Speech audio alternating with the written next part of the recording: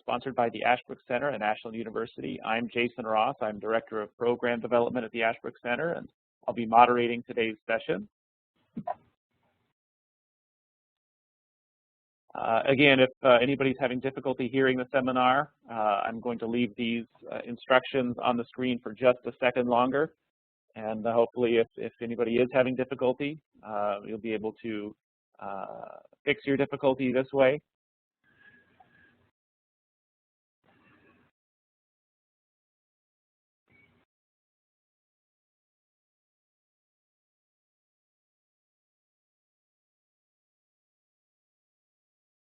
We would like to encourage participation in our seminar today. To facilitate participation, here are a few guidelines. First, if you want to ask a question or make a comment, please click the raise hand icon so that I'll be able to call on you. When you finish asking your question, please click the icon again to lower your hand. We'll do our best to accommodate everybody who wants to ask a question or make a comment. If you're not called on right away, please be patient. We'll do our best to get everybody who wants to make a comment or ask a question. Finally, if you are called on, you'll have to click on the red microphone icon to the right of your name. That will unmute you and allow you to speak. And when you are called on, please be aware of feedback. If you're not wearing headphones, your computer's microphone may pick up sound coming from your speakers. I'm wearing a pair of earbuds from an iPhone. Something like this works great. If you have a pair of earbuds like that or a headset, I'd encourage you to use that. Now I'll introduce our session today. Today we are happy to have Dr. David Foster with us. Dr. Foster is Associate Professor of Political Science and Chair of the Department of History and Political Science at Ashland University. Our topic today is Mark Twain's Tom Sawyer, Teaching American Democracy. David would like to encourage all of you to participate in our session today. He's going to start with a little bit of information about Mark Twain and with some preliminary comments, but then he's going to ask you all to be quite active today. He'll get started with his preliminary comments, but then he'll proceed by asking questions. And he's going to ask all of you to be active in responding to questions. So please don't hesitate to raise your hand. I will call on you and I'll bring you into the conversation. Please be ready to join us in this conversation today. David, thank you for being here, and I'm going to turn it over to you now. Okay, thank you, Jason. And thank you, everybody, for joining us today. Many of you, I know, will have read Tom Sawyer, and probably you know it very well and maybe even teach it. But and that's very good. But I hope that together in this seminar we can read Tom Sawyer, or at least discuss parts of Tom together, and perhaps learn a few things by doing that. In the preface of the book, the author tells us that the book is mainly intended for the enjoyment of children, but he hopes that adults also will enjoy it. And so I hope you enjoyed rereading it, and that you'll enjoy our conversation today. As Jason mentioned, what I intend to do is say a few things in general about how to read this book and Twain probably as a whole. And then I want to focus on 2 or 3 different problems in the book. And then when I do that, I hope that you'll feel free to jump in and contribute, and I will try to ask some questions that will help you to do that. I really mean that. I'd really like to have your participation. So to begin with, there are different ways to read Twain. One very common way is to read Twain in light of his biography. And to some extent, he even encourages that. In the preface of this book, he says that Tom Sawyer is, the character Tom Sawyer is a composite of people who really lived and that Twain himself knew, and maybe even included some of Twain himself in that character. And so that sort of gives you a license to go and investigate his background and the people he knew. and see what the parallels are. And I don't think there's anything wrong with that approach. But what I would like to do today is just look at the book itself and see what we can get out of it as a book. And I'm going to try. Probably, if I could sort of anticipate an objection, some of you might think that I'm reading too much into the book. And so I just want to start with a few thoughts about that. I think it's a book that deserves to be read carefully, that it was written very carefully, and that it has some interesting ideas to convey. But it is a book about children. So you could say, well, why do that? Aren't you kind of forcing a perspective onto the book, or pulling out of it, forcing out of it things that aren't really there? And I wanted to give an answer to that possible objection. And I would say, first of all, Twain himself was an extremely demanding reader. There's a lot of evidence of that, and but probably the most famous piece of evidence is the little essay that I had you read, James Fenimore Cooper's Literary Offenses. And I don't want to get into here the question of whether Twain was fair to Cooper or not. I happen to like Cooper quite a bit, and I don't want to spend a lot of time on that essay, but I just want to consider a couple of the rules that Twain begins with. He says, apparently with these are his own rules that he's invented or discovered, that there are 19 rules in the domain of romantic fiction. Strangely, he then goes on to list only 18 of them. But he gives the list, and I'd just like to look at a couple of those. If you look, this would be on page 3 of the reading. He says that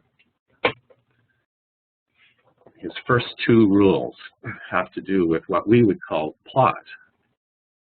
Rule number 1, that a tale shall accomplish something and arrive somewhere, but the Deerslayer tale accomplishes nothing and arrives in air. And then the second rule, the rules of romantic fiction require that the episodes in a tale shall be necessary parts of the tale and shall help to develop it. But as the Deerslayer tale is not a tale and accomplishes nothing and arrives nowhere, the episodes have no rightful place in the work, since there was nothing for them to develop.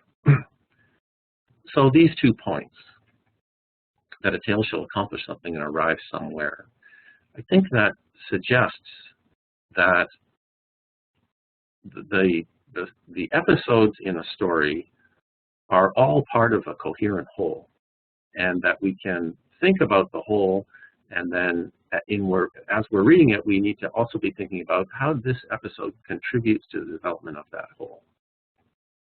That's how Twain read Cooper, and I don't really see how, if he imposes that rule on the reading of Cooper, he can escape that rule himself when we read him.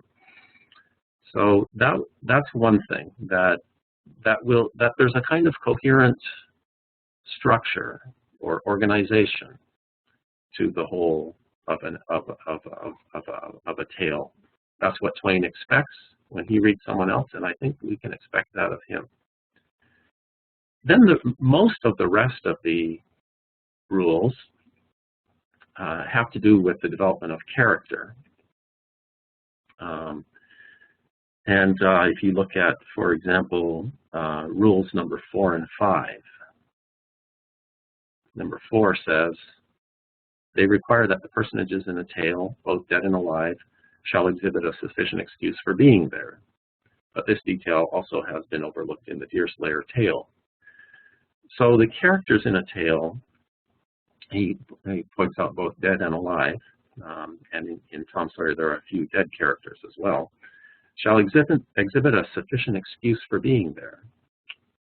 There's a reason for each character, and I think you can, if you put that together with point number 2, there's a reason for each character in the episode in which he or she appears.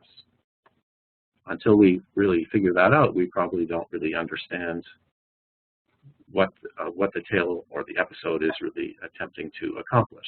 But my point is, Twain used this rule when he read Cooper I think we can use the same rule when we read his novel.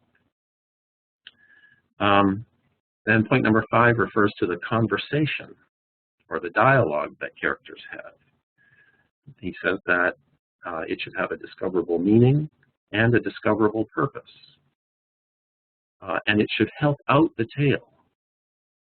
So you see, again, there's a kind of overall idea that a tale has an ultimate purpose, and each part of it is meant to contribute to that purpose. And so that when we're reading it, we should read with that in mind. Well, he goes on and elaborates various other points about the character. But then I wanted to just look at a few of the things that he says at the very end, short, brief little rules about the language and vocabulary and style, you could say, of his writing. Points number 12, 13, 14, and 15. So Twain says that the author shall say what he is proposing to say, not merely come near it. Use the right word, not its second cousin. Eschew surplusage, and not omit necessary details. Very nice little summary of the style that Twain expects to appear in a work of what he calls romantic writing. And I think he's pointing here to the fact that he wants a simple kind of writing, precise kind of writing, and an economical sort of writing, so that you use the exact word that is called for in a circumstance, not more than you need and not less than you need, just the right amount. You have to say what he is proposing to say, not merely come near it. So a simple, precise, economical style is what Twain expects. And I think that those rules taken together suggest us that we can really put a lot of weight on individual words in the novel. It's possible that Twain once in a while makes a mistake, but he tells us that he really expects that when he's reading other books, that the particular words will be carefully chosen. They'll be precisely what's intended, and there won't be too much or too little. So I see that as a reason why we should approach Twain with those same rules in mind. So Twain was a demanding reader himself. He laid out these rules for us. I'd like to use those in part when I'm reading Twain himself. Perhaps I'll pause there for a second and see if anyone had any questions about that or comments on using this essay of Twain as a kind of tool for reading Twain. If you have any questions, please click the raise hand icon, or if you'd like to make a comment. I, for one, thought I'd never read this essay before. I thought it was very amusing. Particularly the passage where he was talking about Cooper's description of the riverboat and the width of the river and the length of the boat and the impossibility of what Cooper had been describing. Right. Yeah, that's very funny, and that's a good point, Jason. That what Twain is suggesting there is that your own common sense about the world can be also used as it's not wrong to bring that to reading a book. So if a boat is too long in the novel to go around the bend in the novel's river, that's a problem. And the other question that I had about this passage is, why is it that he selected Cooper as a target to go after, as opposed to perhaps another author? Right. Well, I think because there might be several different reasons for that. The ultimate reason would have to do with what sort of message Cooper was conveying to his readers through his novels. And I think Twain disagreed with the general message that about the human beings presented in Cooper's novel. Maybe we don't want to get into that too much, but well, did you have a further question about that, Jason? Did you want to pursue that a little bit more? Well, Deborah has a question, and then Brent has a question. So let me see if we can get Deborah. Deborah, did you want to ask your question?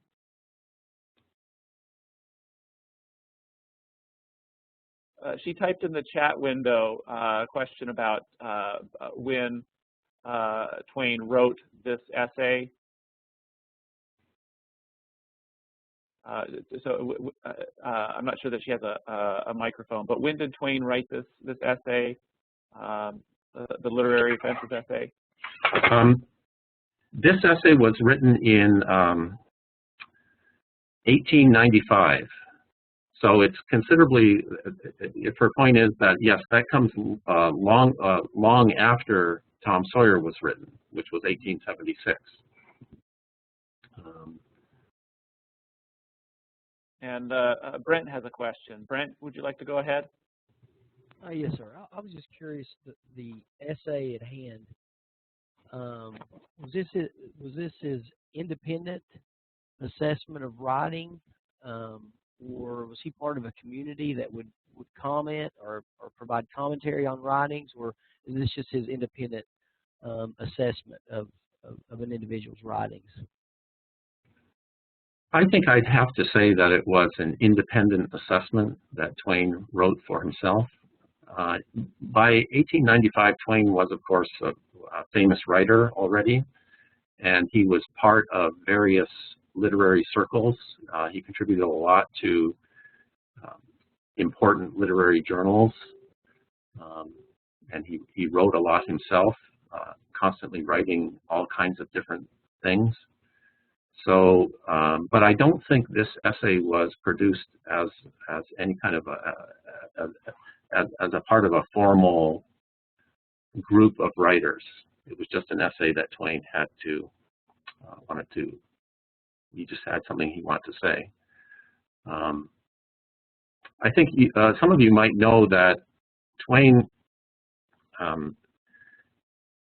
had a long-running critique of Sir Walter Scott's novels, the English writer, and you can say almost that James Fenimore Cooper is a sort of American Walter Scott.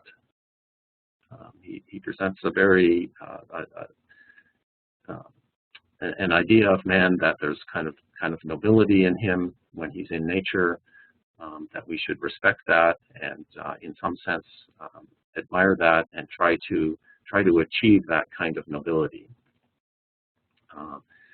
And Twain, in his book on the life on the Mississippi, blames Sir Walter Scott. In part, he says that no single individual is more responsible for the Civil War than Sir Walter Scott, because he made people too concerned for their honor, too willing to fight for it through his novels. And I think something like that critique would be ultimately underlying the problem with James Fenimore Cooper. Thank you, Brent. Are there any other questions or comments before we move on? Why don't we move on, Jason? Sounds good. Okay. I wanted to give just one or two other reasons why we ought to read Tom Sawyer not just as a children's book, but as something more serious than that.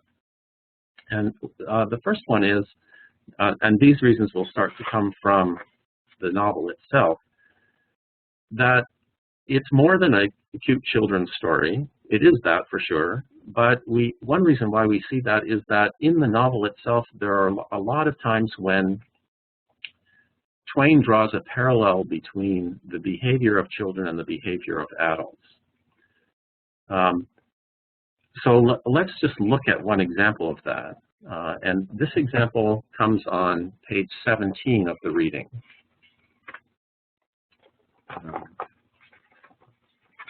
So this is in the very first chapter, where Tom has left. He's gotten into trouble at home, and he's fled home because he doesn't want to get thrashed.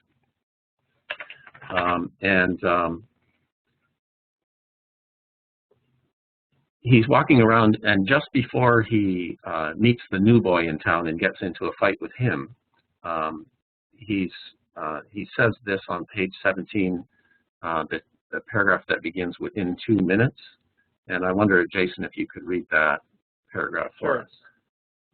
Within 2 minutes, or even less, he had forgotten all his troubles, not because his troubles were one whit less heavy and bitter to him than a man's are to a man, but because a new and powerful interest bore them down and drove them out of his mind for the time, just as men's misfortunes are forgotten in the excitement of new enterprises. This new interest was a valued novelty in whistling, which he had just acquired from a Negro, and he was suffering to practice it undisturbed. It consisted in a peculiar bird-like turn, a sort of liquid warble, produced by touching the tongue to the roof of the mouth at short intervals in the midst of the music. The reader probably remembers how to do it if he has ever been a boy. Diligence and attention soon gave him the knack of it, and he strode down the street with his mouth full of harmony and his soul full of gratitude. He felt much as an astronomer feels who has discovered a new planet, no doubt as far as strong, deep, unalloyed pleasure is concerned, the advantage was with the boy, not the astronomer. Okay, so you can see there how he's comparing what Tom is doing here to what a man does. Both of them get a certain kind of excitement or satisfaction or pleasure from new enterprises, says Twain. The boy's new enterprises, of course, are different than the man's, but the idea is that the psychology is basically the same. And I think that's a sign. I think that if there's that parallel between children and adults, we can probably learn a lot about adults and not just children from reading this novel. There's another example of this toward the end of chapter 2. So right in the first 2 chapters, Twain points this out when after the whitewashing episode, when Twain even says that Tom had discovered a great law of human action, and explicitly compares what Tom has learned from the whitewashing episode to what a man might learn. So there are a lot of these parallels between explicit parallels between what children are like and do, and what an adult is like and does. So we have the Fenimore-Cooper rules that Twain mentions. We have these parallels. A third thing that we have is that I think any serious book about children would anticipate what children are about to become, what they'll become as adults. You would have to do that for it to be serious, because children are incomplete beings. They're not going to stay children. They're not intended to stay children. But they're kind of open-ended. What will they grow up to be like? And I think a book about children would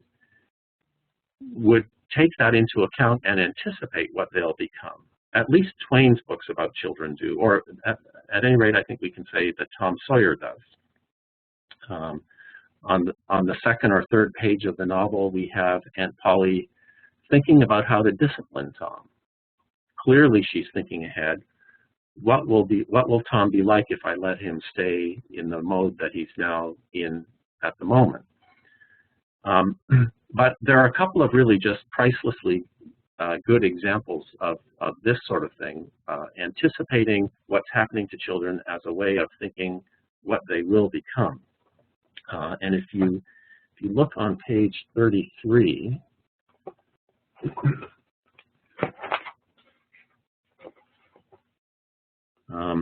this is from the chapter where Tom wins the Bible, the Doré Bible, with the tickets that he's purchased, and he's He's up on stage now with the visiting judge, the great august man, and the judge gives a little speech to him about learning and especially about learning the Bible.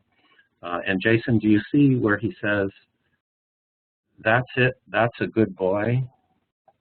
This would be on page 33 toward the bottom. 33 toward the bottom.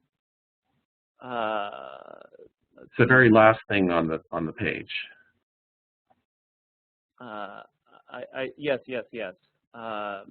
That's it. That's a good boy, fine, manly little fellow. 2,000 verses is a great many, very, very great many. And you never can be sorry for the trouble you took to learn them, for knowledge is worth more than anything there is in the world. It's what makes great men and good men. You'll be a great man and a good man yourself someday, Thomas, and then you'll look back and say, it's all owing to the precious Sunday school privileges of my boyhood. It's all owing to my dear teachers that taught me to learn.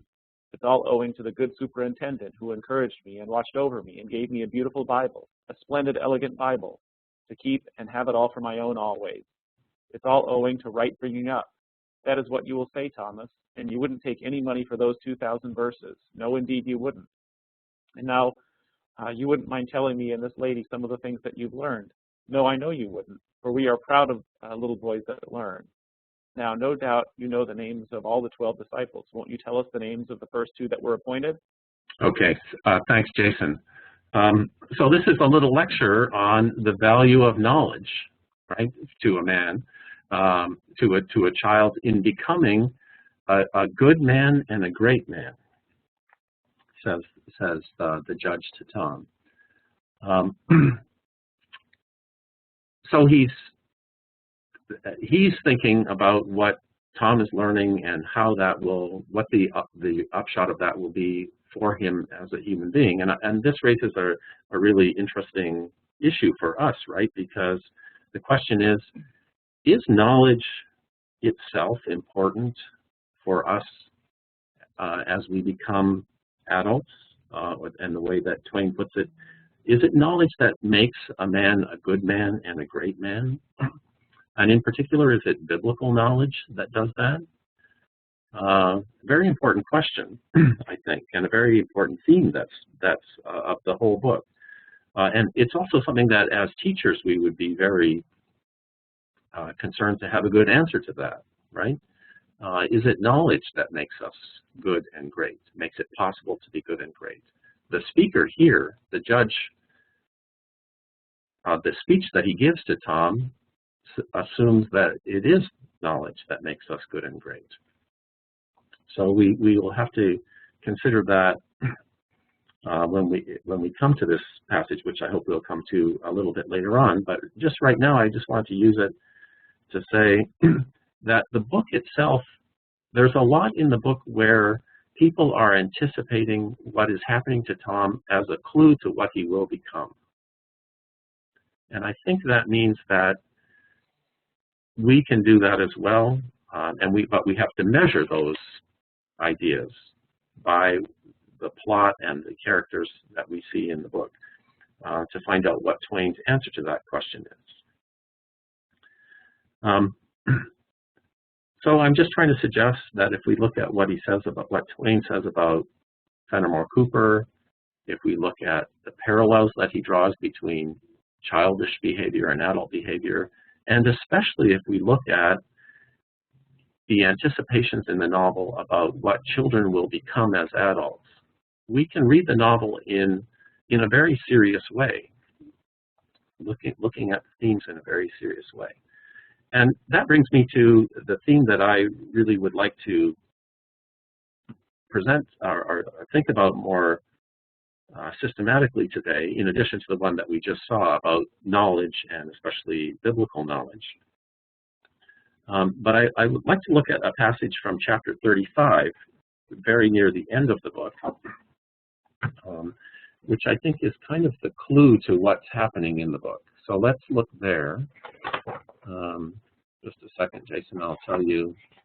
This comes on page 65 of the reading. So this is, and this is near the end of the book, the last numbered chapter, Huck has saved Becky from and himself from death in the cave. He's found the treasure that he'd been hunting for, and he's a tremendous hero to everybody. And on page 65, the paragraph that begins, Judge Thatcher had conceived a great opinion of Tom. Judge Thatcher had conceived a great opinion of Tom. He said that no commonplace boy would ever have got his daughter out of the cave. When Becky told her father, in strict confidence, how Tom had taken her whipping at school, the judge was visibly moved, and when she pleaded grace for the mighty lie which Tom had told in order to shift that whipping from her shoulders to his own, the judge said with a fine outburst that it was a noble, generous, a magnanimous lie, a lie that was worthy to hold up its head and march down through history breast to breast with George Washington's lauded truth about the hatchet. Becky thought her father had never looked so tall and so superb as when he walked the floor and stamped his foot and said that. She went straight off and told Tom about it. Okay, Jason, if you also would read the next paragraph. Judge Thatcher hoped to see Tom a great lawyer or a great soldier someday. He said he meant to look to it that Tom should be admitted to the National Military Academy and afterward trained in the best law school in the country in order that he might be ready for either career or both. Okay, so here's a very explicit anticipation of what Tom will become as an adult. And of course, Tom needs more education, which is what the judge is indicating here, what kind of education he should have. Either he should go to West Point, the National Military Academy, or he should go to the best law school in the country, Harvard Law, I guess, or both of those things. But my point is that the judge himself has seen something in Tom that indicates that he should move in this direction. And what about the reference to George Washington? What does that indicate? Here you have the most impressive man in the novel, the judge, comparing Tom to Washington.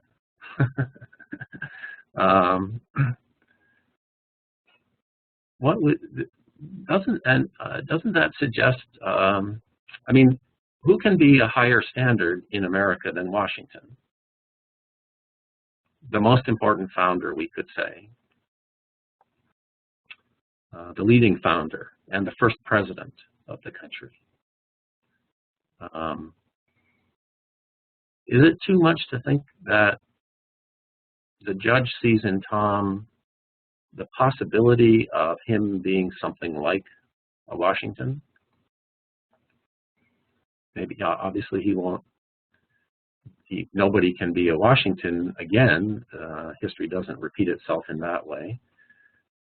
But could he be a founder of some kind? A politician, a president? David, we do have a hand raised. Okay. Karen, would you like to go ahead? Yes, I was wondering if perhaps invoking George Washington's name had something to do also, and he mentions it, that the great teller of truth, when George Yes. Washington fictionally is caught in a lie, and then he's not able to apparently tell that lie, then not only is he a founder of the new nation, the head of the Continental Army, and then Continental Congress, but he leads this nation through truth. I mean, I don't know if you could stretch it as far as saying Washington's response to something like Shays' Rebellion is an understanding that the nation can't move forward if it can't be true to its citizens. So I think George Washington is shrouded in truth, not in lies, and that Right. hopefully Tom should move forward and do the same. Yes, that's a really great point, Karen. And the contrast, first of all, there's a comparison to Washington, but then as you're pointing out, there's immediately a contrast, because you're right that Washington was known for his truth-telling, for his truthfulness. And the judge here is praising Tom for a lie. but a noble, generous, magnanimous lie, a good lie, a fine lie. So if Tom is to be compared to Washington, he also has to be somehow. You're suggesting really an interesting point, that is the judge saying that Tom should try to live up to George Washington's truth-telling? Or is could he be suggesting a different thing, that maybe Tom or the judge or Twain understands things, politics in particular, a little differently than Washington did, or those who praise Washington for his truth-telling did, that really what you need are lies. Right? Because he really praises the lie. It's a noble, a generous, a magnanimous lie that deserves to go down in history side by side with Washington's truth-telling, right?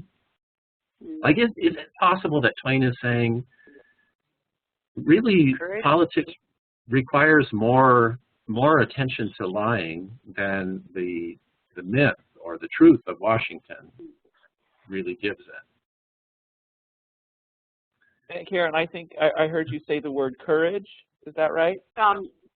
Yes, I wondered if perhaps, even though it's not in this particular phrase, that he might be looking at courage as being the quality in terms of telling the lie and the willingness to stand up in the face of a lot of things that he doesn't like. So the courage to hold forth.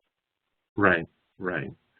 That's a good point too, and it was a lie that the lie that they're referring to here is the lie where Tom took the blame for tearing the anatomy book when it had really been Becky who tore it, right? And he saved Becky from a humiliating punishment by doing that, and himself took a beating for it. So it really was a noble lie. It was a generous lie, and it was a magnanimous lie, but it was still a lie.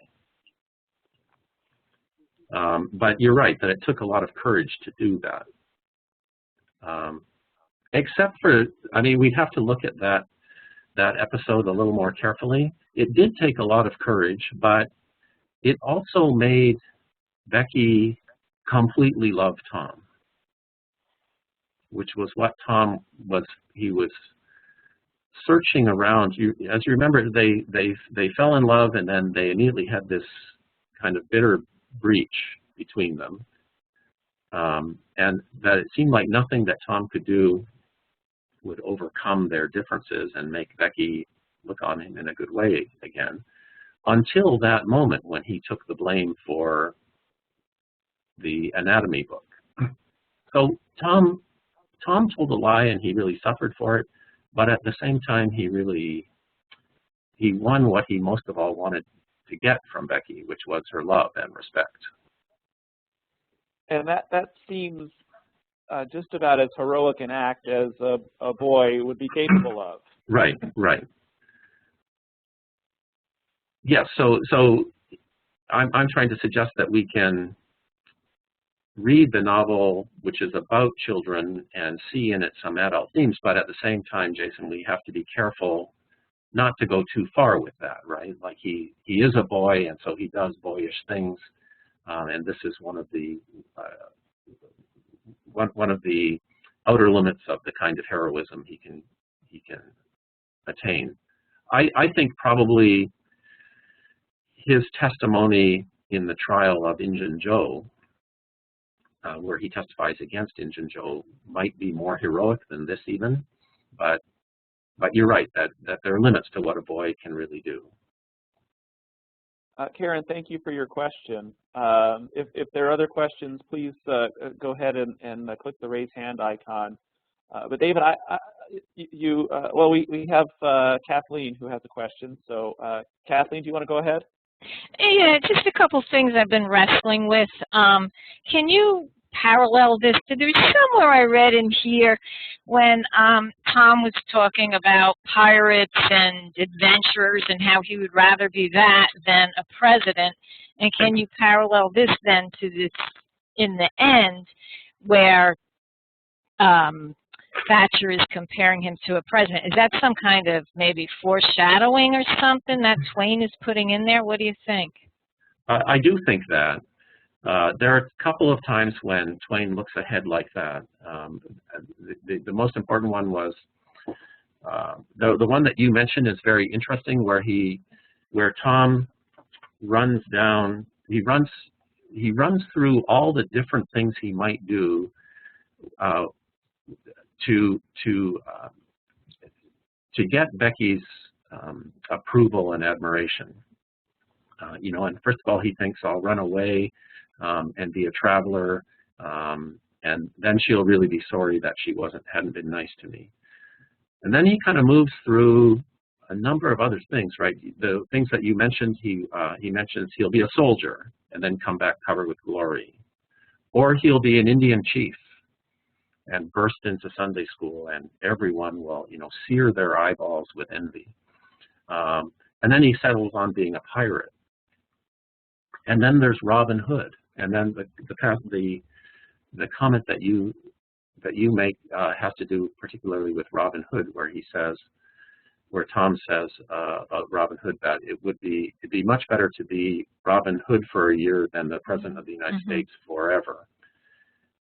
So what does that mean? And what I think it means is that Twain is foreshadowing that Tom is the type of character who would become something like a Washington, a potential president.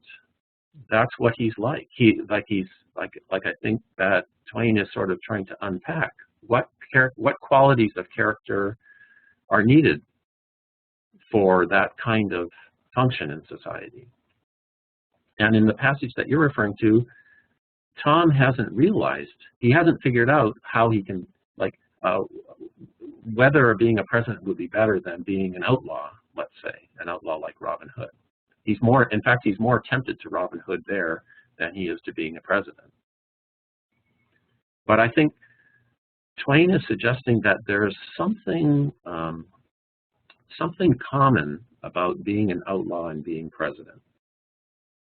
And that probably comes out most clearly after Tom has testified against Injun Joe, and he becomes a hero to the whole town then for having done that, because everyone was afraid of Injun Joe. He was a well-known criminal and very fearsome person. No one else wanted to testify against him. Tom did. And the townspeople are discussing Tom, and they say, see if I can remember this accurately, they say that some of them expected that Tom would become president one day if he didn't hang as a criminal. Do you remember that passage? That's not in the reading that I asked you to do. But there too, there's something attractive or similar about being both a president and a criminal. What exactly that is, we're not sure of at this point, but I think Twain is really kind of exploring that. Some of the same qualities of character are needed for both of those things. And at least in Tom, he's attracted to both of them. And in my opinion, one of the most interesting things about the novel is that it does explore what it is that makes Tom attached to society, so that he chooses to be, a member of society. In the case of testifying against Injun Joe, he comes in on the side of the law there, even at great risk to himself, as opposed to becoming a criminal like Injun Joe was. I think the novel, in a very interesting and subtle way, explores those two alternatives and tries to show what it is that makes Tom lean towards being a president rather than an Injun Joe-like criminal. David, one question I had, or one thing that I'd like for you to respond to, is the possibility of looking at Tom as kind of a symbol of young, untutored American democracy. Right. And so we see Tom in earlier stages. He's very precocious. He's got a lot of energy. Right. He's Aunt Polly and the Sunday school teacher, they're all trying to inculcate certain virtues in him, and his natural precociousness seems to forbid that. But then there is this kind of courage that he displays. Mm-hmm. And so in the passage that I just read, Judge Thatcher hoped to see Tom a great lawyer or a great soldier someday. Right. He said he meant to look to it that Tom should be admitted to the National Military Academy and trained in the best law school in the country in order that he might be ready for either career or both. And so Right. I wonder to what degree can we look at Twain as using Tom Sawyer as a parallel for this young, untutored American democracy. It doesn't have the virtues yet of civilized society, but perhaps there's a kernel of greatness in there that it could flourish into. Right. You know, I agree with that suggestion, and I think that there really is a lot to that. You know, at the time of that this book was written in 1876, the Mississippi was the frontier. So the story of Tom Sawyer is set in a frontier setting where things are in flux. Society has a certain character, but it's not fully settled yet. And so we're kind of exploring. Twain is exploring what really is needed for this country to be fully founded in a stable way. And in particular, I think he's saying, what about people like Tom? What will it take for them to become full members of society? They have this kind of natural feistiness or courage, love of freedom, you know, or love of independence. At least they want to do things their own way. How can those people? What role do those people have in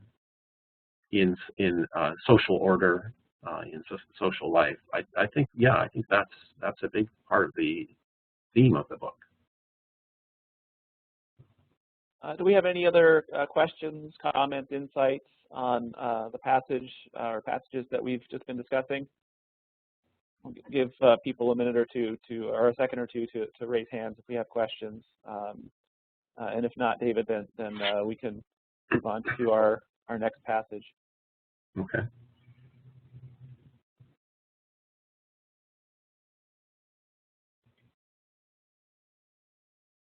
Okay, it looks like people are silent, so we can move on. Okay. So if you'll agree that we can read the novel in the way that I'm suggesting that we read it, and that two of its main themes are these. One is that the exploration of the character of a leader in the conditions that we see laid out here in St. Petersburg society, and the other one has to do with religion and the place of religious knowledge in producing a good man and a great man.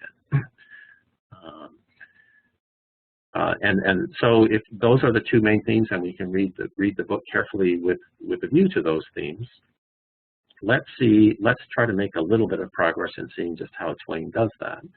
And as Jason was nicely just suggesting, we should start with where Tom begins. The first couple of chapters have to do with Tom at home and in amongst his immediate friends and family. And then it moves out a little bit more in chapter 4 to Tom at church, and then even further more widely to Tom at school. But let's start with him at home. And, what is Tom's basic situation and character as we see it right at the beginning of the novel? Did anyone want to throw out some thoughts about what Tom is like at the very beginning? And what's his situation?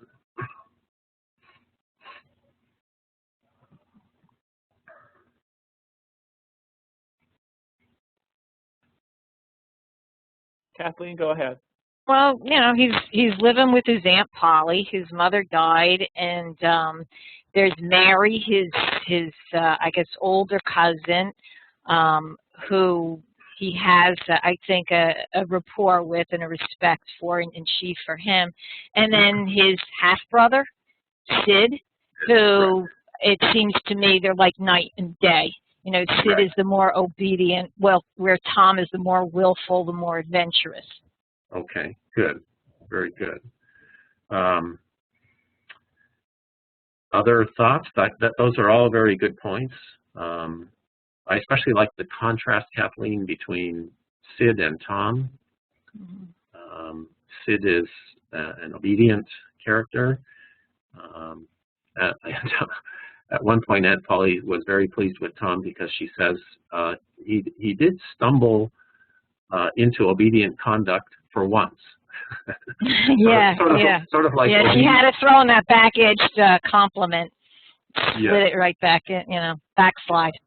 Mm. Yeah. So when he's obedient, that's almost like a mistake or something. Yeah. He gets into it accidentally. His real thing is, as you say, adventurousness. And that's interesting because the book is called The Adventures of Tom Sawyer. We have Carrie. Carrie, go ahead.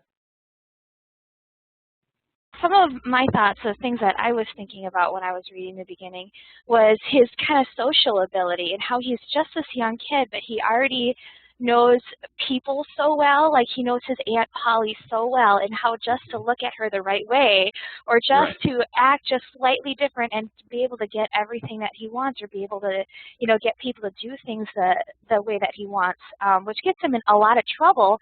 But, kind of what we were talking about earlier about how this kind of potential and stuff that he has, just kind of those type of social abilities that he has, to be able to get people to do the things that he wants. I guess that's what kind of stood out for me about how he was then. So. Right. And that's very true. And I think that's one of the reasons why Aunt Polly actually likes him so much, because he engages with her in a way that Sid doesn't, and they have a kind of psychological wrestling going on there. And Tom is very perceptive, and he knows how to, as she herself says, push her just so far and then not over the edge. Very, very good, very astute psychologically. You might say Sid is more deferential. Yes. And that's kind of an old world trait. Right. He's very deferential, very obedient, and he obeys Aunt Polly's rules, right? And he's part of a certain type of boy. Later on in the story, we'll meet Willie Mufferson, who's the model boy of the village, and he's completely obedient, and in part he's completely attentive to his mother's welfare. So Willie comes on the scene guiding his mother into church. He's doing what a really truly good boy would do. Whereas Tom actually doesn't even have a mother, right? His mother's dead. And in a certain way, even more important, he doesn't have a father. Like there's no overall authority for Tom. And that's Jason, partly what American democracy is like. We don't have a king. Well, now what do? How do we arrange things for ourselves? How do you become a leader in a place where there's no king? It's a different kind of thing, right? And not only does Tom not have a father, but there seems to be almost no a father figure in his life. Like Aunt Polly, as far as I can remember, nothing is said about Aunt Polly's husband, but he's not there. He plays no role at all. He's not even mentioned. So Tom is growing up without any kind of fatherly guidance, which I think is a kind of parallel to American democracy. We have to figure this out for ourselves, even though we have, even though there was a George Washington. It's not the kind of political order that where deference to authority is the core value. So, and what about one? I forget who mentioned this, Karen or somebody else, that Tom is contrasted to, especially Sid and then some other boys, by the fact that he's not obedient and that his ways are adventuresome and troublesome. And I think that means that he's troublesome because he is adventuresome. It's his adventurousness that gets him into trouble. So, and if you think about what does he do and say in this first chapter, like he's just like he's like your nightmare, right? Like the first thing he does is tell a lie, and he tells a lie about the fact that he'd been stealing, which was itself an act of disobedience. And I think the first 2 or 3 things he says are all lies. He tricks Aunt Polly by she apparently was so concerned about him playing hooky from school that she would sew his shirt collar closed. And of course he has responded to that by carrying around thread so that he can take his shirt off, go swimming, and then sew up the collar again. So these are adventures of his, but what's their significance, do you think? David, we had Brent who had his hand up. Brent, okay. I want to give you a chance to jump in, and while Brent is weighing in, the rest of you feel free to put your hands up and get on the queue and give us some examples or responses to this question about Tom's precociousness and some of the things that Twain tells us that reveal Tom's character. Brent, do you want to go ahead? Related to the original question, but I see, as I was reading the book, Tom has a lot of potential. He's street smart, but at the same time, you see this almost creativity, which gives evidence to his potential, and I see that contrast. He's almost the epitome of what every young boy would like to be, and at the same time, there is a light at the end of the tunnel. You can see that for him. Sorry, I didn't quite hear what you said, Brent. There's a lot of what at the end of the tunnel? A light at the end of the tunnel. You can see that for him. Okay. His future, and I think that's an interesting way that Twain put that together at the beginning of the book. Okay.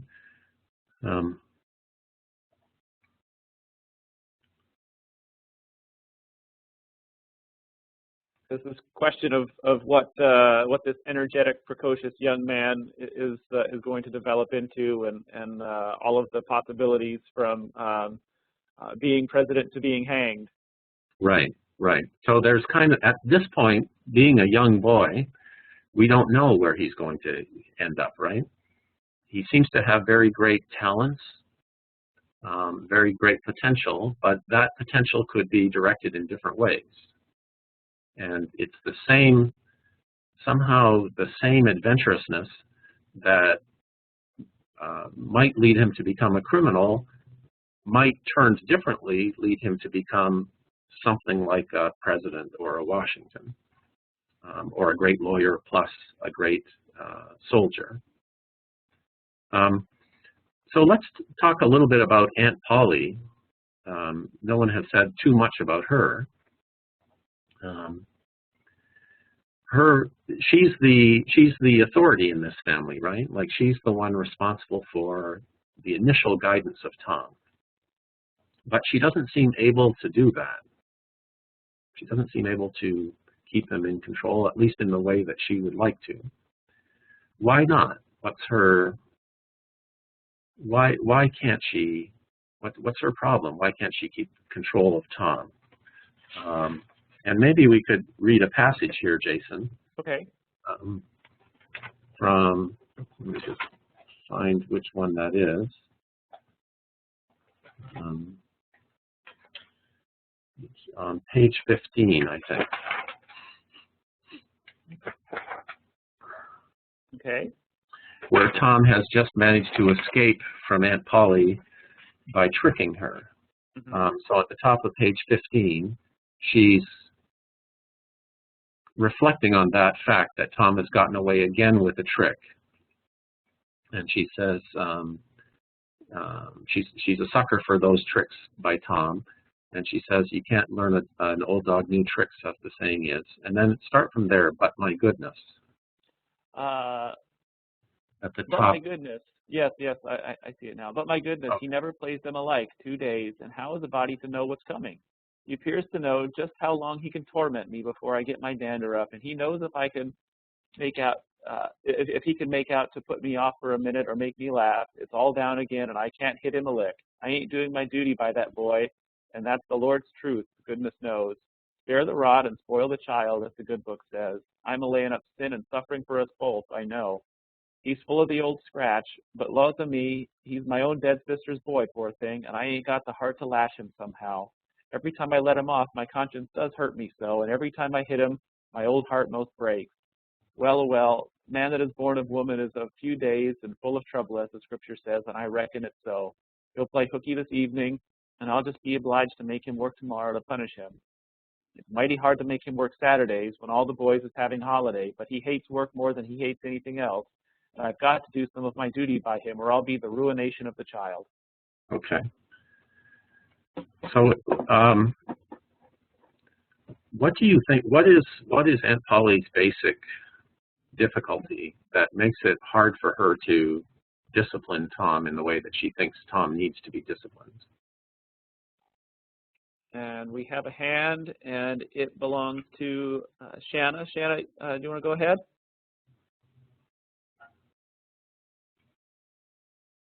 Shanna, go ahead and click your red microphone icon. I was clicking probably at the same time as you.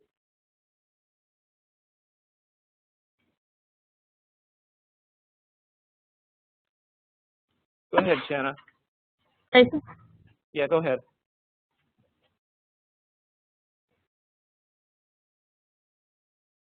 Shanna? Yes. Go ahead with your comment. Yeah, I think Aunt Polly is just guilty over Tom and the fact that he's an orphan and that she feels guilty about having to discipline him versus trying to make him obey. And like a lot of children, he's well liked, and she doesn't want to have to discipline him when, you know, she feels the guilt of that he's my, you know, dead sister's child. Right. Okay. But she does feel like she should be disciplining him. Where does that sense come from?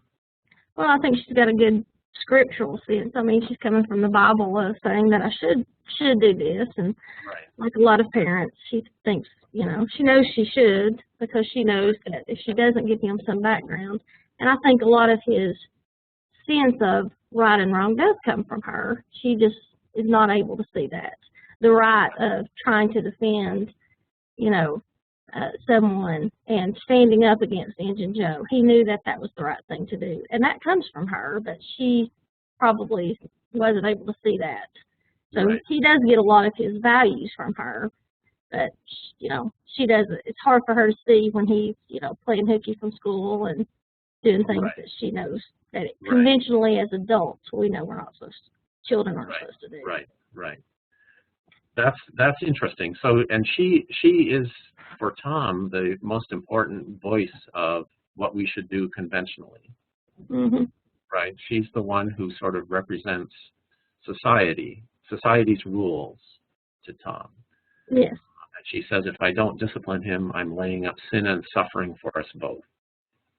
So she's kind of the representative of a normal, law-abiding, conventional goodness. And yet, she's not quite able to carry through with that. And I think the suggestion is, as she says, she just can't hit Tom because her conscience tells her that she should hit him, but her heart says, I can't do it. And I think Shanna, you referred to her guilt. But it's kind of, isn't it more sort of just a kind of compassion or affection?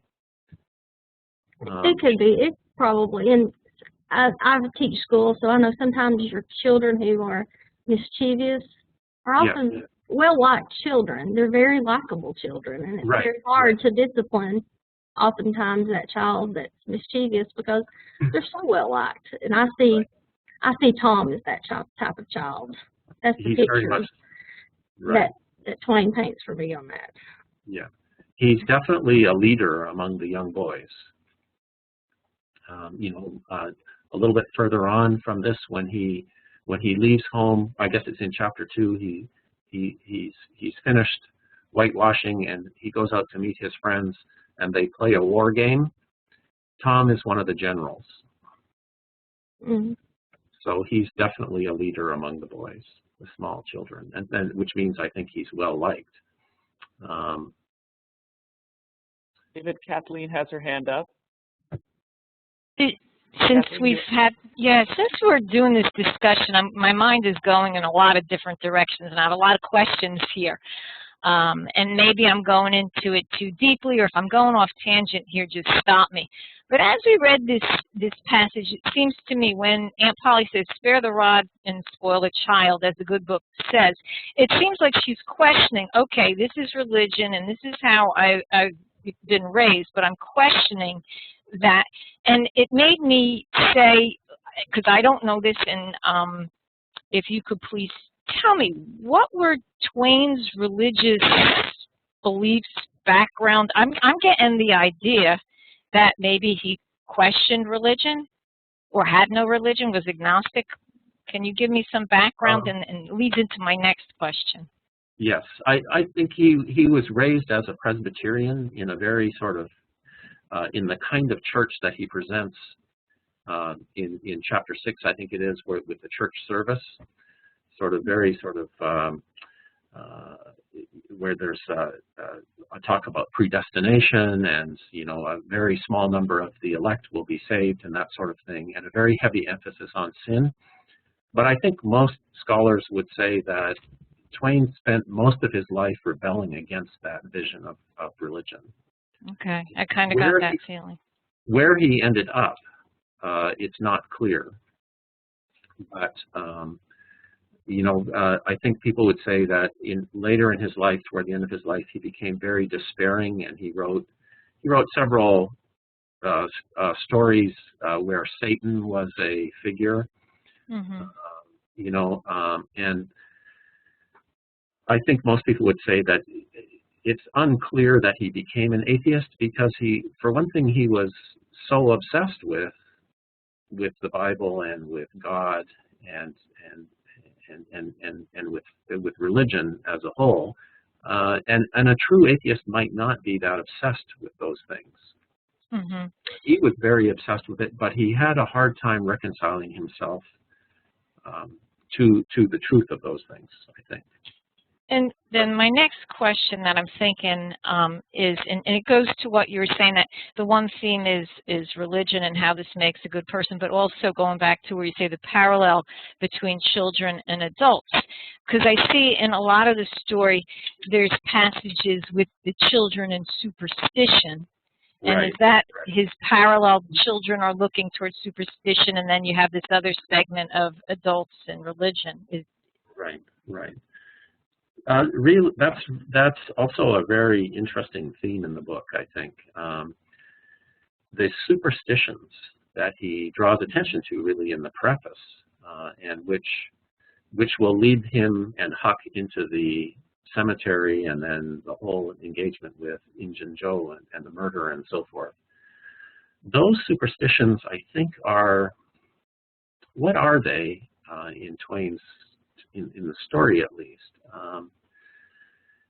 I think they point to a kind of natural religion.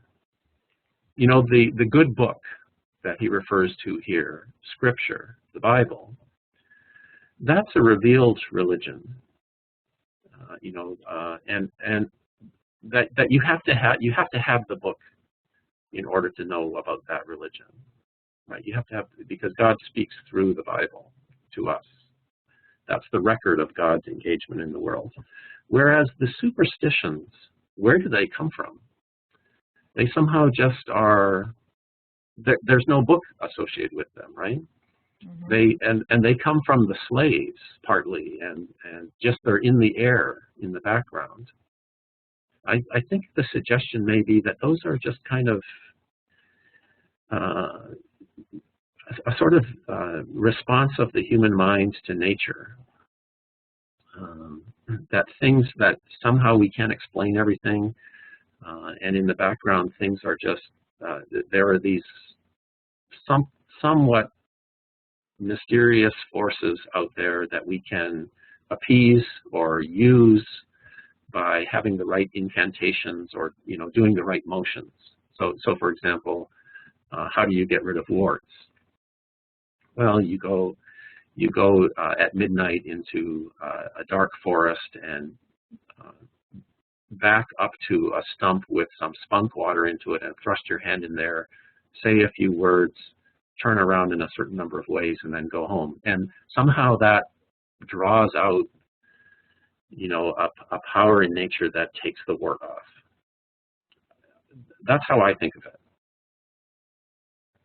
I think it's presented as an alternative to the kind of organized Christianity that we see in church and in Sunday school. David, we have another hand up, Jay Schaefer. I'll call on him. But your comments here and Kathleen's question sort of raise in my mind the question of, if not from organized religion, where does Tom get his moral bearings from, his moral compass from? Right. But I'm going to let Jay get on the floor here. Jay, go ahead. Yeah, I think that Mark Twain was always making fun of religion in a lot of his works, and I don't think it's too uncommon for an atheist to spend a lot of time thinking about religion because they're so confused why so many people believe it. And what he's doing with the superstition part is he's comparing them to, and he makes the superstition seem ridiculous. Like, what does the, you know, putting your hand in the skunk water have to do with anything? But he also thought, what does, you know, the religion that was all around him in the South have to do with anything? And Aunt Polly saying she can't bring herself to discipline him, even though the Bible says she should, but in her heart she knows she's born with the right way to deal with Tom, but the Bible is telling her the wrong way to deal with him. And so is society, and she's confused by that. So she's, you know, should she follow her natural instincts of justice and right and wrong, or should she follow the Bible? Right. Yeah. Jay, a couple of interesting points in what you say. That you say that when Twain points to Aunt Polly's problem with disciplining Tom, on the one hand is her conscience, which comes from the Bible, and on the other hand, I think you used the phrase her natural sentiments or something like that, right? Her heart. And I think Twain is saying she's divided in her character, and that's really why she can't ultimately control Tom. She's coming at him from two different, in a way, contradictory things. Her heart tells her to be compassionate to him, whereas the Bible tells her that she needs to discipline him harshly if he's going to turn out well, because he has sin within him, like the He's full of the old scratch, she says. That means that, you know, that's an allusion to sinfulness or the devil. And that needs to be, the biblical view says that needs to be disciplined and crushed. Whereas the natural view seems to say what he really needs to do is let his nature unfold without a harsh external discipline, and that will be the best thing. And she's caught in both of those things because she's in a society that has that Christian religion is a kind of very important part of it, but she has her nature. So that's very interesting. And Jay, were you also saying that the superstitions that Twain is mentioning here, were you suggesting that those are, I presented them as an alternative to Christianity. Are you saying that they really are a way that Twain is commenting on Christianity as a kind of mockery of Christianity? Is that what you're suggesting? Yeah, that's what I think he's doing. He's making the superstitions seem so ridiculous, but in his mind, Christianity is also ridiculous.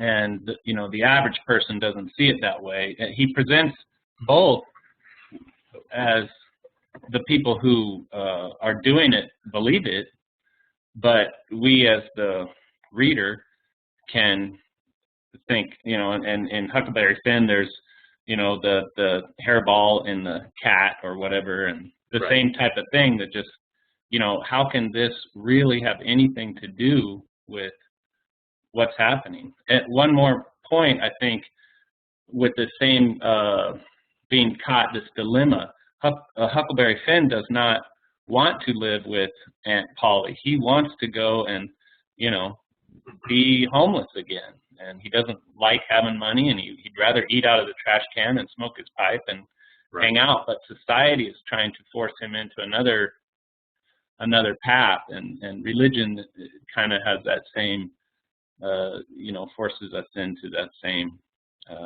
Right. debate in our minds. Yes, I think that's right. I also think that Tom and Huck have different attitudes toward religion, though, because Tom, I think, is willing to go along with religion. He wants, not necessarily for good religious reasons, but because he's very concerned to be admired by other people. He wants glory.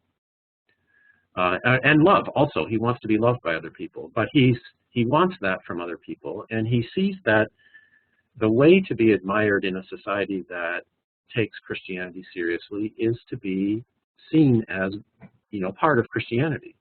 So that's partly why he wants to get he wants to win the Bible in the Sunday school episode.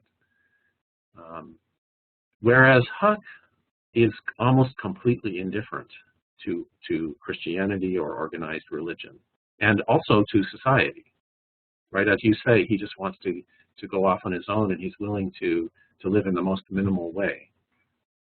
But I don't, so there's an important similarity between Tom and Huck, but also some important differences. David, we have another hand up. Kelly, you want to go ahead?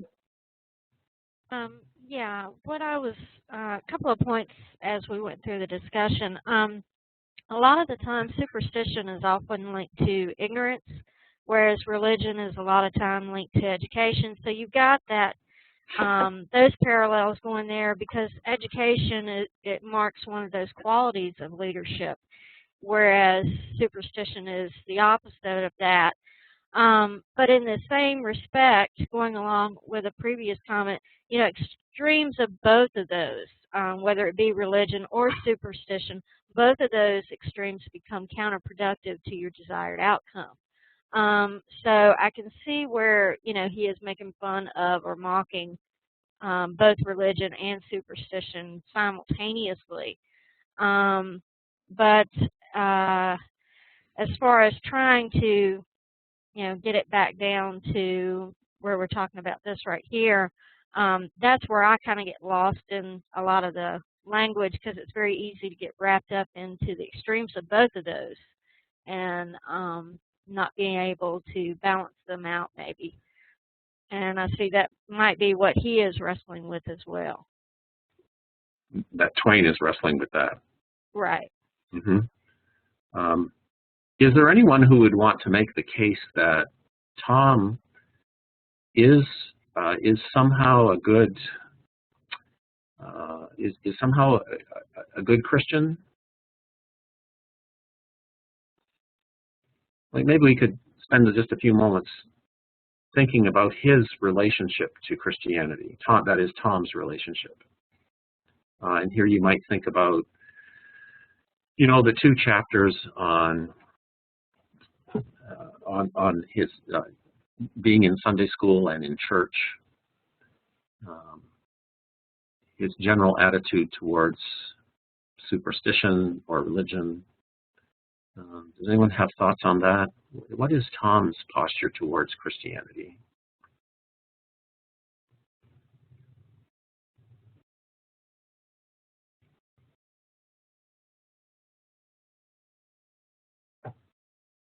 Well, one thing that I noticed, and Jay's comment made me think of this,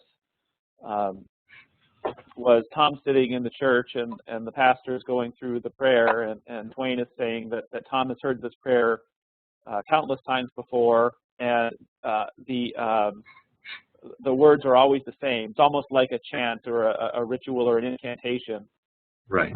The words are almost always the same, and it's only if there's a slight deviation from the pattern that Tom actually notices anything. So Jay's comment made me think of the incantation that was being uttered in the cemetery, and the prayer being uttered by the pastor as being in parallel. Right, right. But yes, there are some similarities like that. But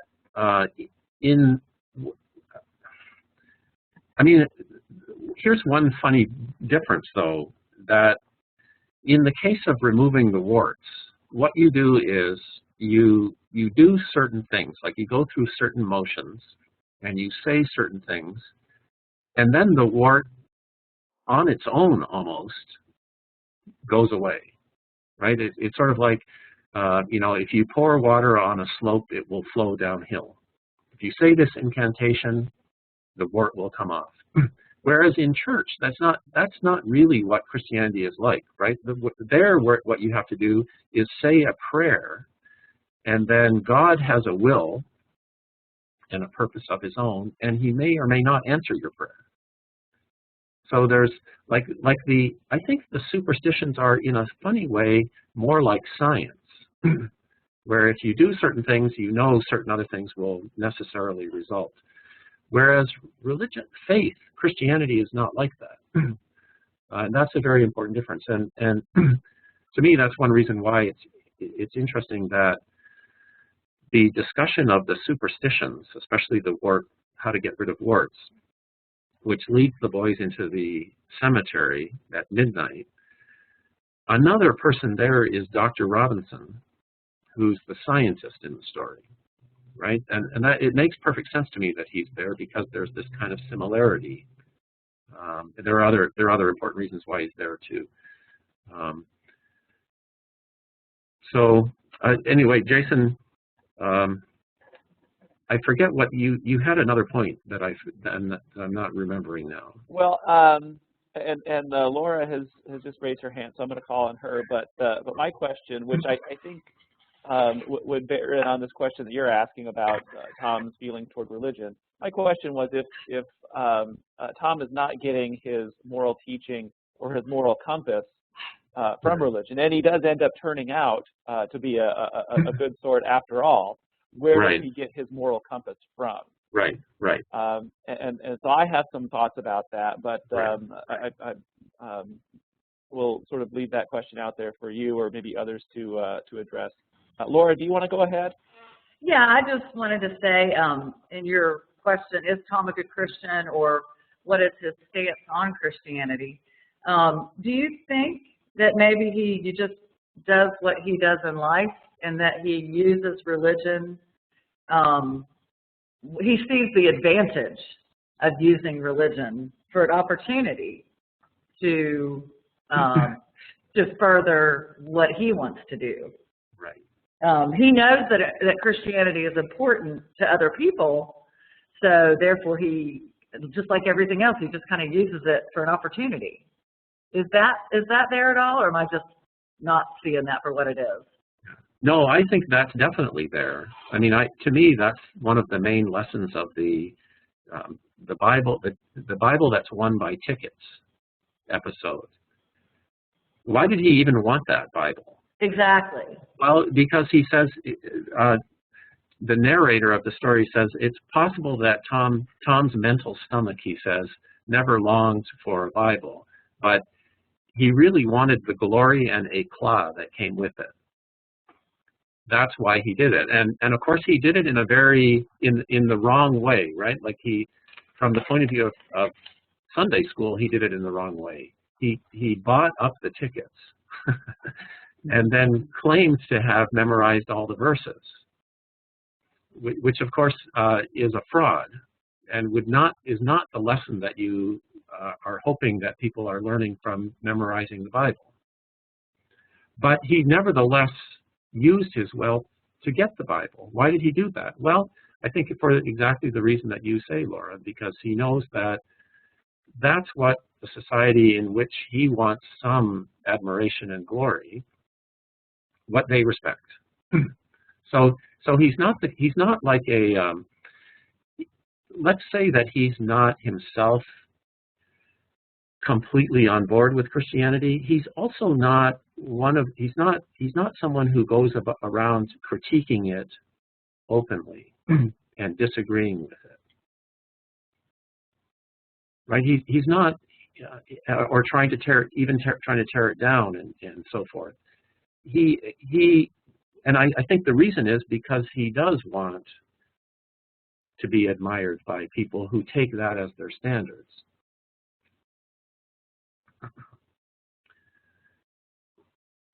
And so, David, if I might push that a little further, one of the things that strikes me is that you could interpret that the statement that you and Laura have just been making as that Tom is in some ways cynically manipulating people.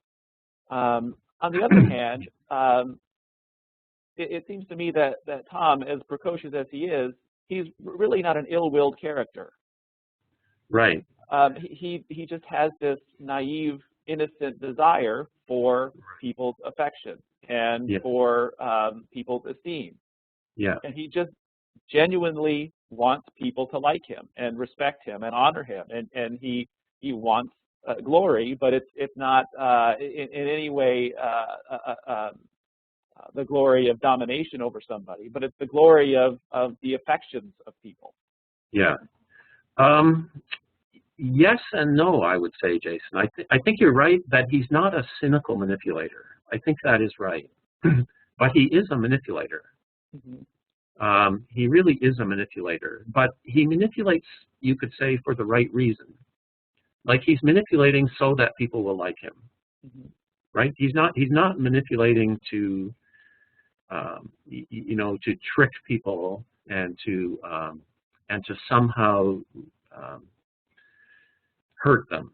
That's not what he's doing. And I think that comes out most clearly in the fence painting episode, where he really does manipulate the other boys, and he gets all their wealth, and he manipulates them, but it doesn't hurt them.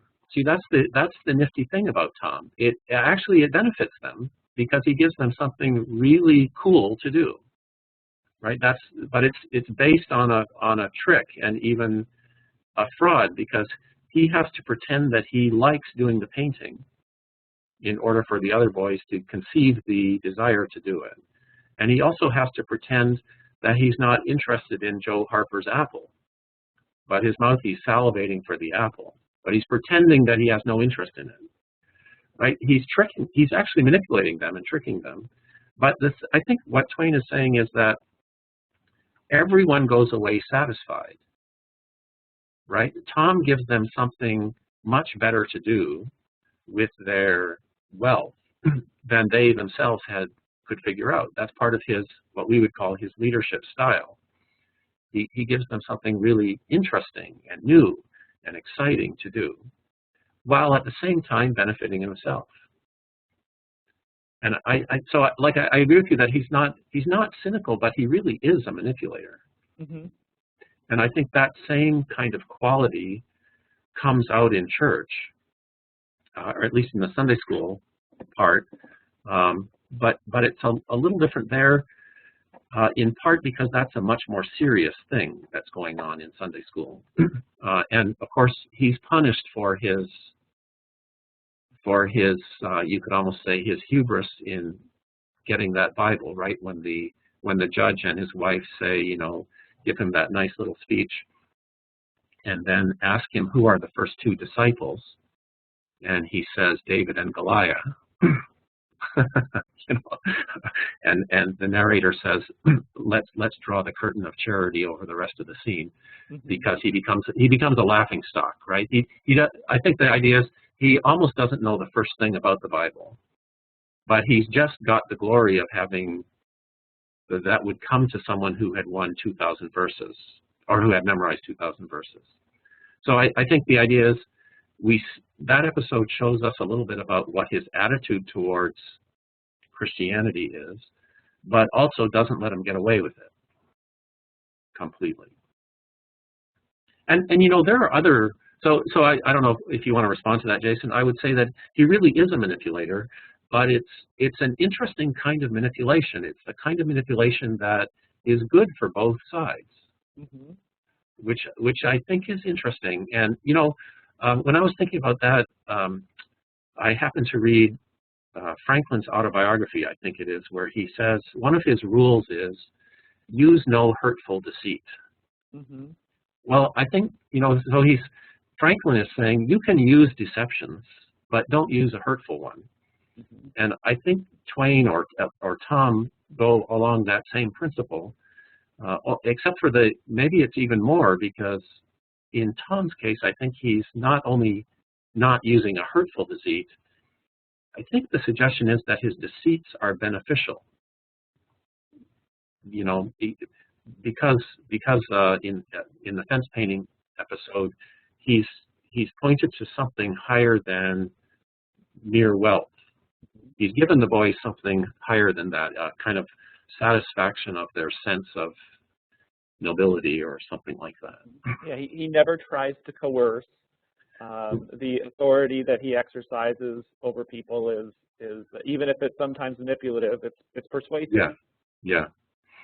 Well, actually, Jason, that's it. You touch on a really interesting point as well. That I think sometimes he does try to coerce. Like there's an element of him.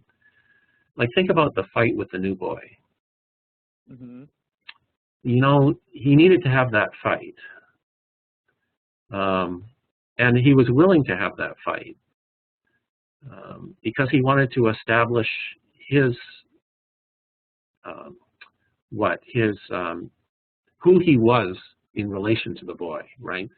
You know, at the end of it, he said, "You better look out who you're fooling with next time." You know, as if now you've met Tom Sawyer. But you've met him by having to have the fight. You know, the other boy is almost Tom's equal. So, except that he's rich. You know, and Tom doesn't like that at all. So, but if you leave aside the fact that the new boy has really nice clothes and money, and you take that away and you just say, all right, we're just going to fight it out and see who's the better person on that ground. The boy he's almost Tom's equal. There's a good fight. It's not clear who's going to win, but then Tom prevails. So, but he does see there. He really does have to have a fight. I think Tom understands the necessity for physical force. you know, in a way that Aunt Polly doesn't, actually, interestingly. She can't hit him. That's her limitation. She can't hit him. Whereas Tom, when the need is there, he will establish his authority by force. And you know, there's a lot of that aspect of Tom comes out a lot. He's a general in the boys' armies. Most of what he admires are people who are going to be using force. You know, pirates, Indian chieftains, soldiers, and so forth. At one point, when Tom disappears, one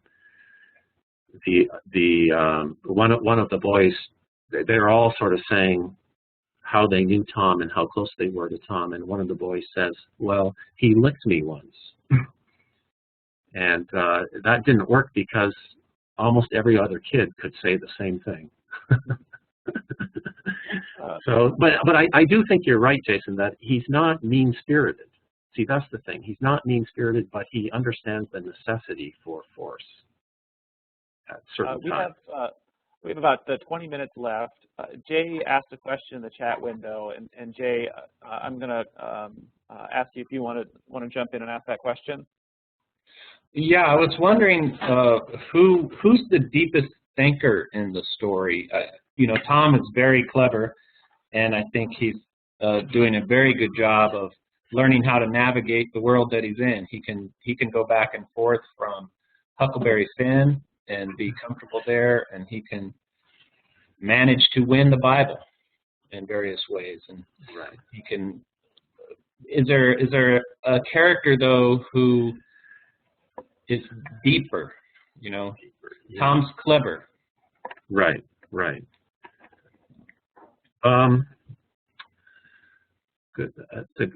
That's an interesting question. I don't think Huck Finn is deeper.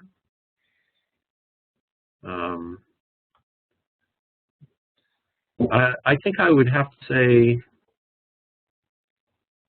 we don't see much evidence of anyone else being a deeper thinker. If anyone would, it would probably be the judge, right? Or, I mean, who else could it be? Right. I was trying to go through the characters in my own head, and Huckleberry Finn kind of, but not really. He's got different priorities. Right. Right. He doesn't waste time on things that aren't important to him. Right. Right. So who else is there? Exactly. And, yeah. I don't, as a thinker, I mean, Tom is not really a thinker. He's a man of action, or a boy of action. He likes adventures, and the thinking that goes along with those adventures, and as one participant said earlier on, the thinking that must be part of social interaction. He's very good at that kind of thinking, but he's not a theoretician, right? And I don't think there's anyone who's better than he is depicted in the novel. Right, and I wonder about the parallel between Tom representing the United States in some ways. Right. Right. The only one who might be thought to be a deeper thinker in the novel would be Twain himself. You know, he at one point in chapter 2, at the end of chapter 2, in reflecting on the whitewashing incident, Twain says that Tom had discovered a great law of human action without knowing it, and then he says, if Tom had been a great and wise philosopher like the writer of this book, and then Twain goes on to say a few things, he would have formulated it as a general rule. So in a way, you can say that you know, Twain is putting himself there as a character for a moment or two into his novel, which is very typical of him to do. He's usually a character in all of his novels in some way or another. But apart from that, I don't see anyone who would be a deeper thinker than Tom. I think he's been intended to be very perceptive and not thoughtful in the way that a scholar would be thoughtful, but thoughtful in the way that a person of action would be thoughtful. Right. Very good point. And there is a lot to think about in the book too because of Twain's presence in it, because right. He was a deep thinker. Right. Right. I wonder if we could, there's just so much we could talk about. And I had wanted to look at the church service with the poodle and the pinch bug, but I think maybe the most useful thing for us to think about would be the episode in the graveyard, which starts with Huck's meeting, with Tom meeting Huck on his way to school on Monday. Huck has a dead cat, and Tom asks him what a dead cat is good for. And it turns out that a dead cat is good for removing warts. And both boys are, for some reason, very interested in the problem of warts. But the way that you remove warts with a dead cat is that you take the cat to a graveyard at midnight and nearby the grave of a wicked man who has just died. And the idea is that the devil will come for the body of the wicked man. And when the devil comes, you say an incantation, basically something along the lines of, the body follows the devil, the cat follows the body, and the warts follow the cat. So you lose your warts that way. And that's why they go to the cemetery at midnight on Monday night. And then, of course, what happens there. Right? They're surprised to see that it's not devils that show up, like not literal devils, although Injun Joe is a kind of devil for them. Injun Joe shows up with Muff Potter, both of whom have been hired by Dr. Robinson to dig up the body of Horse Williams, who's just been buried. And then they do that, but then they demand more money from the doctor for doing that and get in a quarrel in which the doctor is murdered. And the two boys are there hiding in a clump of trees and see the whole thing. So let's talk about that. What's the significance of that scene? Again, going back to Twain's idea that every episode should have a point and be somehow related to the general point of the novel. What's going on in the graveyard scene? Why is that? What can we make of that episode and what happens there? Any thoughts on that? Yeah, if somebody wants to jump in, please click the raise hand icon and we'll call on you.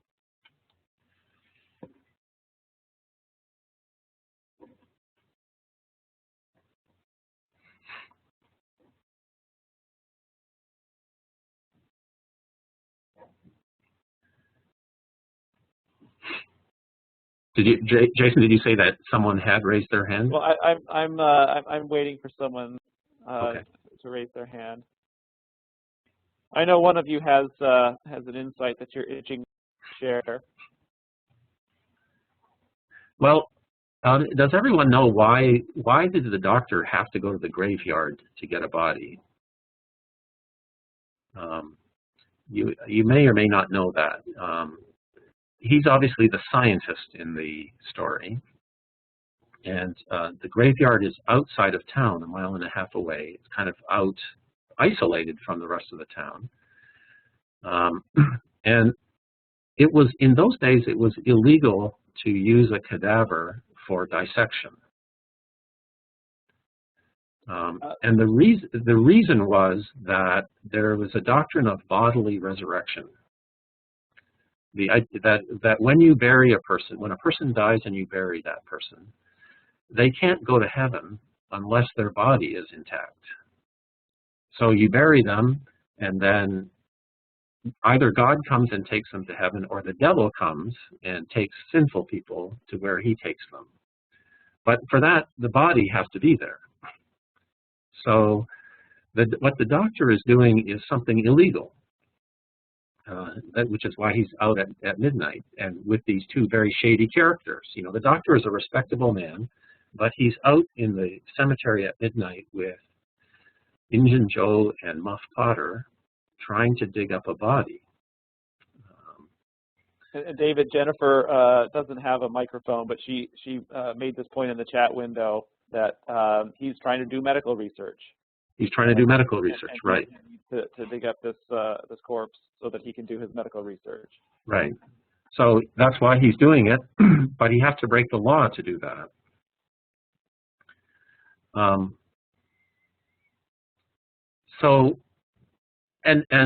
He's out there with Potter and Joe. Why those? You remember that Twain said that the characters need to be there for a point, for a purpose. Why is he there with those two characters? Isn't it also because they are doing something? They're people who, in general, live sort of outside the law, right? The doctor is doing something illegal here. He has to get help from people who are willing to do that. So Injun Joe is the criminal, the scary criminal in the story. He's always described as being a stolid murderer. You can't see his feelings. He has a stolid face, an iron face. He doesn't show feelings. He's very concerned with revenge for different things. And that's in fact why he murders Dr. Robinson here, out of revenge for something that Dr. Robinson had done a long time ago. And Joe is so kind of stolid and criminal that he'll murder a guy and then pin it on Muff Potter, just coldly pin it on him. And Muff, what about him? Well, he's just a town drunk, right? Like he's a gentle, drunken fellow who's not harmful to anyone, but he is not also useful to society in any way. He does odd jobs occasionally. He's kind of a beggar, but he has no settled purpose or function in the society of the town. So you have from like two different extremes, the most violent extreme and the kind of the most gentle extreme. Two people who are outside the law in general, helping this other guy, the doctor, who's doing something illegal. And Twain, in the story, Twain wants Huckleberry Finn and Tom Sawyer to see that for some reason. They're there, they witness the whole thing. And I guess one question would be, why did what was he getting at by saying that Tom ought to be involved in that kind of adventure?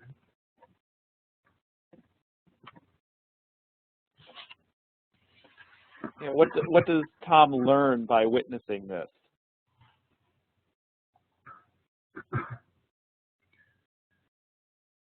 I mean, I might go out on a limb and say that Tom himself is this is something that serves as a negative example for Tom. Perhaps it's he's seeing how somebody who is untutored can end up possibly. Right. Tom is still a young boy, and we're not entirely sure what path he's going to take. And so this is perhaps a path that somebody in his society has taken, or two paths that somebody in the society has taken. Right. Okay, good. Yeah, so there are different ways to go outside the law, right? Or different motives or something.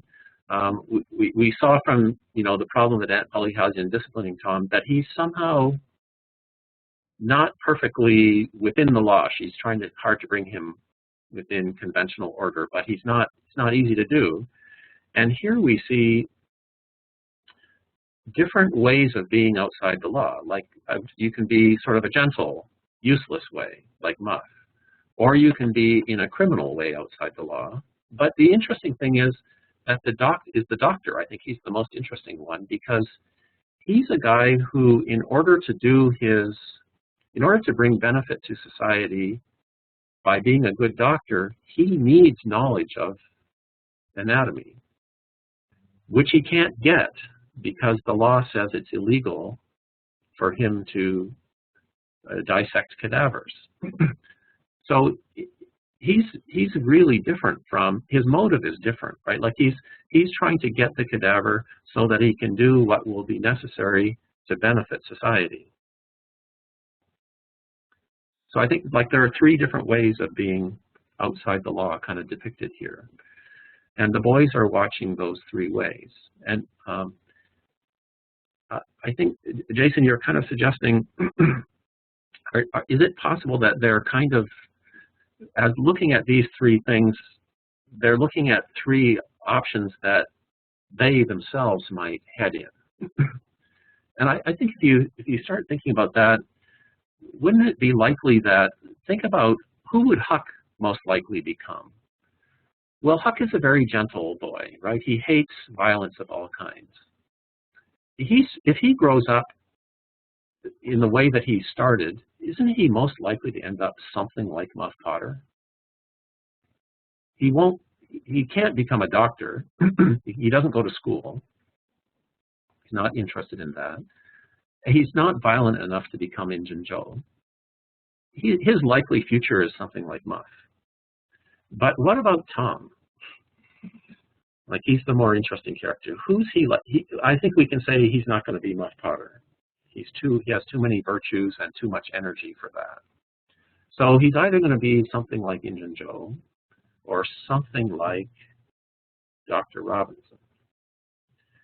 And I think we've seen enough already to suggest that Twain makes, the alternative that we've talked about before is some kind of criminal like Injun Joe or the president. But we haven't really considered something like the doctor. And here I'm just wondering, I think probably Tom would not become a doctor. But is there something in what the doctor represents in that scene that might be similar to what Tom would be? And here's what I'm thinking of. I think the overwhelming suggestion is that Tom is going to be a leader of some kind. All the mentions of president point to that. And Indian chief points to that. Robin Hood points to that. All the things that he admires point to that. Even in the case of the sermon, when he heard the sermon and the scriptural passage from Isaiah, he wanted to be the little boy leading the lion. So he's going to be some kind of leader. Is it possible that what Twain is suggesting is that to be a good political leader, you have to be something like the doctor? That is, to do what you really have to do as a political leader, you need to obey the law like the doctor normally does, but you need to know something about what happens in the world outside of the law, which is what the doctor is doing, right? Does that make any sense? Like, is there a parallel, in other words, in politics where the best leaders in politics are people who follow the law, but they also know what happens when there's no law, or what happens outside the law? Does that make any sense? I'm suggesting that the scene points in that direction, and I'm wondering if anyone thinks that would. If we'd have to kind of try to make some sense of that. Does that make any sense? If somebody wants to respond to that, please click on the raise hand icon. And I think maybe a parallel to this is if the doctor is one model of leadership where you in some ways have to be able to operate in an untidy world with unsavory characters, and maybe religion, the church, is another model of leadership that perhaps is struggles in dealing with these types of characters. And Tom seems to be able to operate in both of those environments. He's here in the cemetery with the doctor and these unsavory characters. He's also willing to live in the world of the church. He doesn't like it, but he's there. Brent has his hand up. Brent, go ahead. I almost liken it to effective leaders that have, been on both sides of the fence. It's almost like Christianity. Effective pastors, for example, those people who can maybe have experienced some of those secular world evils, so to speak, and then they come back to the roots of what they believe, and they're very effective in their delivery because they've seen both sides. And I think that's kind of what we're seeing here. Can you be effective if you're always on one side of the fence? Maybe you see it from both sides, and therefore your horizons are broadened. You can see the way the world really works. And I think maybe the doctor perspective here, he's able to dabble a little bit on the dark side in order that he can shed light to the world. Right. Thank you, Brent. Even you can say, in order to benefit the light side, he has to know something about the dark side. But that seems to be something that you don't want every citizen doing, right? And we have. Go ahead, Brent. I was just going to totally agree with that.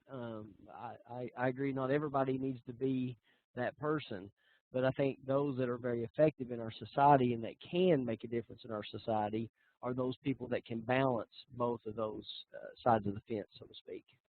Right. A very difficult thing to do, as we see in the case of Muff Potter and Injun Joe, though, right? Neither of them have been able to balance that properly. The doctor somehow manages it, and I think at this point, this is still very early in the story. It's still a question whether Tom will be able to balance it and how he will be able to balance it, because most of the rest of the story, in fact, all of the rest of the story, I guess, is lived under the shadow of Injun Joe, who escapes, and Tom is in a constant fear of Injun Joe for now all of the rest of the story. So this is a very important episode for setting up what happens in the rest of the story. And I think if we were to say we've come to the question of what will Tom become, and I think the suggestion is he'll become something like a political doctor, political equivalent of a doctor, but we don't know how that happens with him. Like, how does he? So far, he's been admiring Robin Hood, Indian chiefs, outlaws, pirates, and so forth. What is it that makes him reconcile himself to becoming a good person for society and becoming a president and a leader? We don't know. I think we're seeing that that's what will happen to him. But one thing that you'd have to look at in the rest of the episodes that occur after the graveyard scene is how exactly does he become united with society? What is it? What are the events or things that happen to him that do make him join up and become something like the president so that he can be compared to that at the end? David, I think you've given us a good template for approaching Tom Sawyer. April had her hand up a moment ago. I want to give her an opportunity to jump in if she still has a comment to make. April, do you want to go ahead? Can you hear me? Yes, I can hear you. Okay, I didn't know if my chat was working or not, but I think that when we look at the doctor, we see he goes outside of the law to do what he thinks would be good for the common good, and Tom does the same thing when he tells the lie to save Becky. Right. And so we Right. get that parallel that even someday as a politician, he will go outside of the law to do what he thinks will benefit Right. the world Right. or his community. Yes, I think that's Twain's suggestion, and you can appreciate how delicate that is, though, right? Right. Like we can't teach our children, when you feel it's necessary, go outside the law, right? Well, but it gets the doctor killed. it gets, yes, it gets the doctor killed, exactly. But it's still somehow a truth about society, maybe, right? In part because, yeah, I agree with you. I totally agree with you, and I think that's really an interesting suggestion of this scene. That at some point, someone in society has to be capable of going outside the law, but only if it's for the purpose of serving the law. A very delicate situation. Or anyone who claims to go outside, mostly it turns out badly, right? When people think, oh, I need to break the law in order to support it. We know what happens there most of the time. But it seems like Twain is suggesting that that's somehow an important part of being a true leader. Mm-hmm. Thank you. Go ahead, David. I just wanted to thank April for her comment. Yeah, good comment, April. I think I won't try to say anything more, Jason, unless you want to go on. But well, I think that you've given us a really good way of approaching Tom Sawyer. As Mark Twain said in his introduction, it's a novel for children, and we can enjoy it as a series of amusing anecdotes. But there's also something deeper that he wants to say about American democracy and leadership in American democracy. So I think you've given us a really good framework for approaching it. And so I thank you for being here today, and I know that our participants appreciate what you've offered today. So thank you, David. Jason, can I say one other thing? Yes, please. Okay. The two themes that you'd want to pay attention to in answering the question that I just left you with, on the one hand, is Tom's love of glory. He really wants glory that needs society. And on the other hand, a theme that we haven't talked much about at all today is love. That's Tom's relationship to Becky is a very important part of what attracts him to society and ultimately reconciles him to be a leader rather than an outlaw. The outlaws never have a good relationship with the opposite sex, we would say. But Tom ultimately manages to have that with Becky. And we haven't talked about that aspect of it, but I think if you want to know why Tom will never become an Injun Joe or a Muff Potter, a lot of that has to do with Becky. Well, so thank you very much. And before we dismiss, I just want to make two announcements. One, for all of you participating today, I want to let you know, if you don't already know, about Ashbrook's live online courses in American history and government. In fall 2012, the Ashbrook Center launched this series of live online graduate courses to serve continuing education needs of social studies teachers, history and government teachers, both within our Master of Arts degree program in American History and Government and for non-degree students. All of these live online graduate courses are conducted in real time using this WebEx Training Center platform that we're on now. You'll be able to see, hear, talk with your fellow students and your professor. All of our live online graduate courses are capped at 16 students so that everybody can be part of the conversation. So if you're interested in these courses, you can take a look at our website at teachingamericanhistory.org and get a list of courses that are available in the second spring session, which begins next week, and also in our summer online sessions. Finally, as you exit the seminar today, you'll be redirected to a survey. It's just a brief online survey. We'll be happy to have your feedback. We are always interested in learning about things that we can do to serve our audience of history and government teachers better. Also, in this survey, you'll have an opportunity to give us your address so that we can mail you a letter documenting your participation in the seminar today. Thank you all again for being here, and thank you, David, for joining us. And we're now going to dismiss the seminar, and to exit, you can click on File, Leave Training Session. Thank you all for being here today, and have a great weekend. Okay. Thank you, Jason.